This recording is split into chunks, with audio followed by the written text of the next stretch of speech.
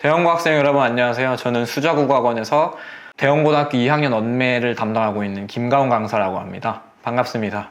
이 영상은 1학기 기말고사 총평 및 2학기 시험 대비 전략에 대해서 말씀드리고자 찍는 영상이오니 문의 주실 부분이 있다면 저희 학원으로 연락 주시면 될 것 같습니다. 우선 영상 구성은 세 부분입니다.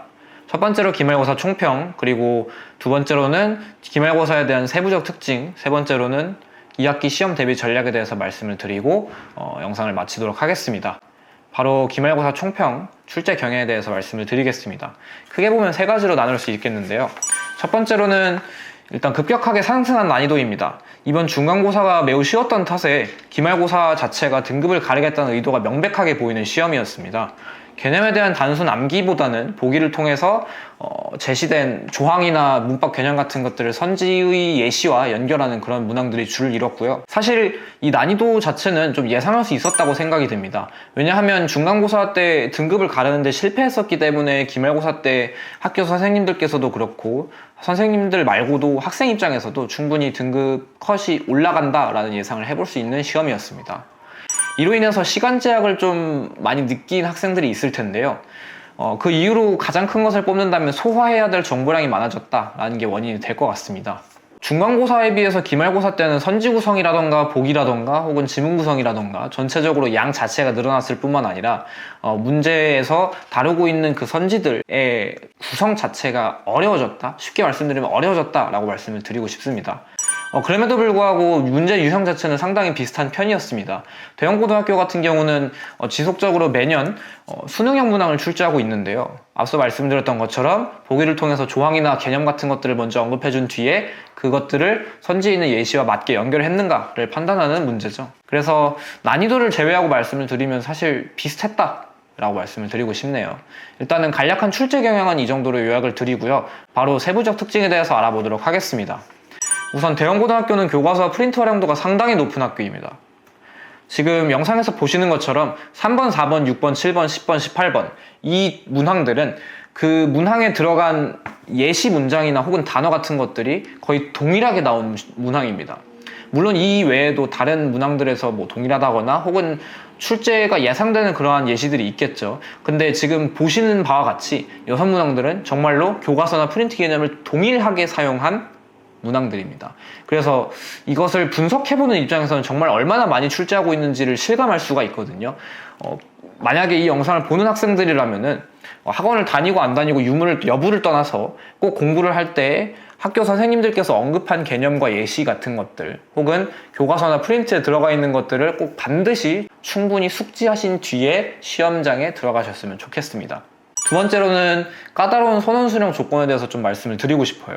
일반적으로 선원 수령을 문제 하나 푸는 데 있어서 소번호가 한 2개, 3개 정도가 적당한 편이죠. 이번 시험 같은 경우는 그 소번호가 상당히 많았던 편이었습니다. 막 심하게는 6, 7개 넘게까지 나왔던 시험이었는데요. 뭐 그 이유라고 한다면 당연하게도 그 등급을 가르기 위한 의도가 좀 보이는 것이었고요. 이뿐만 아니라 조건을 좀 많이 제시해서 학생들 입장에서 이 문제에 대해서 어떻게 서술형을 써야 하지? 라는 생각을 들게끔 하는 그런 난감한 시험이었던 것 같습니다. 그리고 시험 범위에 대해서 좀 말씀을 드리자면 품사와 형태소 개념에서 많이 좀 출제가 되었던 시험이죠. 이 부분을 원래 학생들이 좀 어려워하기도 하는 시험인데요. 앞서 말씀드렸다시피 원래 수능형 문제들을 많이 출제하고 있는 학교이고 이번 시험 같은 경우는 일단 단순하게 개념을 알고 있거나 외웠다라는 수준에 그치면 고득점을 받기 어려웠던 시험이었다고 생각이 듭니다. 문제 접근하는 것 자체도 상당히 힘들었을 것이고요. 개념에 대해서 지엽적 예시가 출제된 것은 아니지만 거의 모든 문항이 제시된 보기 속의 그런 개념이나 조항 같은 것들을 선지의 예시와 연결하는 작업들이 필요했기 때문에 학생들 입장에서 그러한 적용 연습이 반드시 선행되어야 했다라고 말씀을 드리고 싶습니다. 네, 일단 세부적 특징은 이렇게 3가지 정도 말씀을 드리고 끝나도록 하겠습니다. 그럼 마지막으로 이제 시험을 어떻게 2학기 때 대비해야 되는가에 대해서 말씀을 드리도록 하겠습니다. 아마 언어 매체를 선택하고 나서 후회하거나 고민하는 학생들이 많을 거예요. 그렇다면 이 영상을 보고 나서 꼭 반드시 적용을 하셨으면 좋겠네요. 첫 번째로는 난이도가 예측이 불가능하니까 공부를 하는 학생들 입장에서는 시험 문제에서 요구하는 100 수준만큼 공부하지 마시고 200을 공부한 뒤에 100이라는 그 난도를 느끼세요.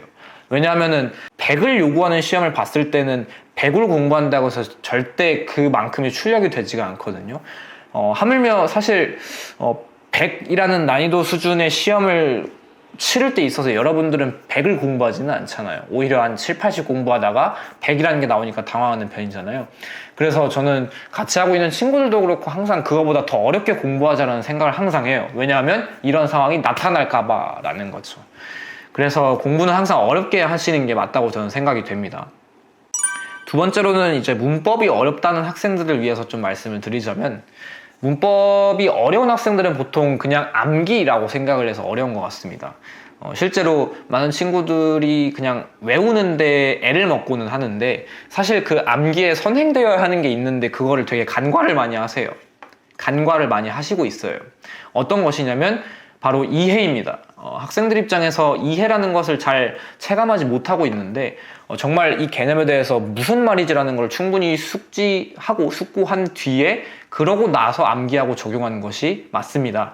대부분 학생들은 그 개념이 뭔지도 제대로 모른 채로 단순하게 암기를 하기 위해서 애를 먹는데요. 좀 정확히 말씀드리자면 이해가 된다면 암기는 거의 한 7, 80% 자동적으로 되는 편입니다. 그 뒤에 복습을 통해서 좀 채우는 게 맞고요.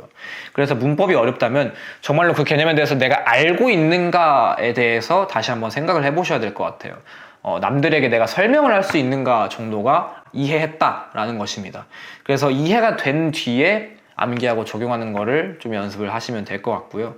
마지막으로는 앞서 말씀드렸던 것처럼 학습지와 프린트 개념 상당히 많이 나오는 편입니다. 그래서 그 개념을 좀 적극 활용하셨으면 누차 좋겠다라고 누차 강조를 드리는 바이고요. 학습지와 교과서는 출제 비중이 상당히 높은 편이기 때문에 그것들을 좀 제발 숙지하셨으면 좋겠습니다. 이렇게 말씀을 드려도 학생들 입장에서는 학교 선생님들 말씀하시는 그런 개념이나 혹은 교과서 개념 같은 것들이 가져오라고 해보면 텅 비어있는 편입니다. 그래서 그런 것들을 좀 지켜주시면 될 것 같습니다. 정말 많이 출제되니까요. 네, 일단 이상으로 1학기 기말고사 총평과 2학기 대비 전략에 대해서 말씀을 드렸고요. 영상을 여기서 마치도록 하겠습니다. 감사합니다.